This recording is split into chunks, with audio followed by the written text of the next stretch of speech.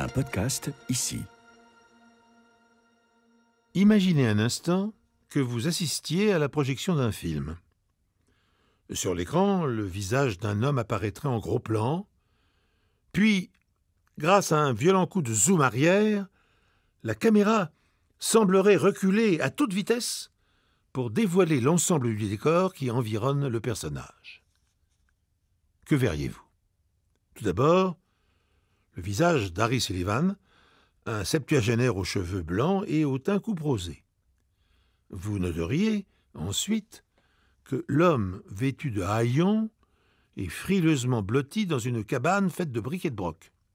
Alors que l'espace ne cesserait de s'élargir, vous découvririez ensuite que la tanière du vagabond est nichée au milieu d'un vaste parc. Si vous étiez anglais, vous reconnaîtriez Hampstead Heath, le quartier le plus huppé de la banlieue nord de Londres.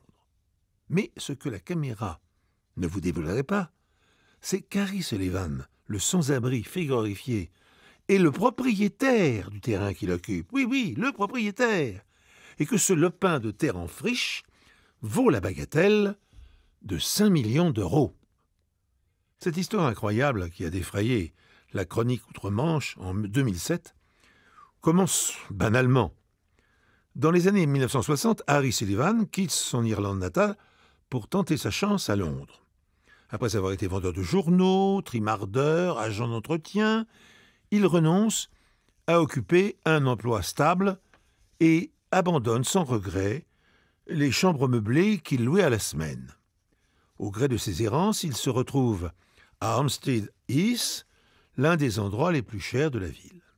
Situé à une vingtaine de minutes en métro du centre de Londres, ce quartier aux allures campagnardes a attiré une partie du Gotha de la capitale. Chef d'État en exil, banquier de la City, prince du pétrole, vedette du showbiz, se disputent les somptueuses demeures victoriennes bâties dans la verdure.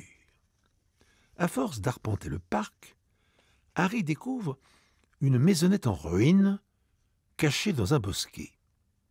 Sans doute occupée autrefois par le gardien d'une propriété, elle constitue un excellent abri. Le vagabond y dépose les maigres biens que contient son caddie et s'y installe. Tel un Indien dans la ville, il se réveille au chant du rossignol et dort la nuit sous les étoiles. Son caractère pacifique, son allure joviale, lui attire la sympathie des enfants de ses riches voisins. Grand-père de substitution pour les uns, héros de bande dessinée pour les autres, Harry est un conteur à l'imagination fertile. Enrichi par la lecture assidue de romans d'aventure, l'histoire de sa vie se transforme en légende sans cesse réinventée. N'a-t-il pas navigué sur toutes les mers du globe avant de combattre au Malouines et de dilapider sa fortune dans un tripot de Macao? De retour dans leur manoir, les enfants rapportent à leurs parents les récits enchanteurs du vieux fou. Les plus téméraires d'entre eux souhaitent faire sa connaissance. Et c'est ainsi que Terry Gilliam, l'ex-Monty Python, acteur et réalisateur, engage le vagabond en qualité de jardinier occasionnel. Mis en confiance, d'autres propriétaires lui confient bientôt de menus travaux. Le cumul de ces emplois lui permet en 1992 de percevoir les minima sociaux. Dans l'obligation de fournir une adresse pour percevoir ces modestes allocations, Harry baptise sa cabane la Villa des Courants d'Air et indique aux services postaux son emplacement quelque part dans le parc. Au printemps 2005, Harry reçoit un avis d'expulsion. Le propriétaire du terrain qu'il squatte depuis 20 ans l'informe qu'il dispose d'1 mois pour libérer les lieux et permettre la construction d'un luxueux complexe immobilier. Harry accueille la nouvelle avec résignation. Pas facile cependant de renoncer à ses habitudes. Ainsi se rend-il encore de temps à autre chez ses riches employeurs pour partager avec eux une tasse de thé. Et à cette occasion, il leur fait part de sa mésaventure. « Je vous fais mes adieux. Bientôt je serai expulsé et vous ne me reverrez plus. » Sous la pression de leurs enfants, les voisins constituent un comité de soutien et engagent un avocat pour défendre les intérêts du vagabond. En épluchant le code pénal, ce dernier découvre qu'en Grande-Bretagne, non seulement le fait de squatter un endroit n'est pas illégal, à condition de ne pas le dégrader, mais qu'en plus, faute de réclamation de la part du propriétaire, le bien revient de plein droit au squatteur au terme d'une période d'occupation de 12 ans révolus. Or, et son courrier le prouve, Harry Sullivan s'est installé dans les ruines de la maisonnette il y a plus de 20 ans.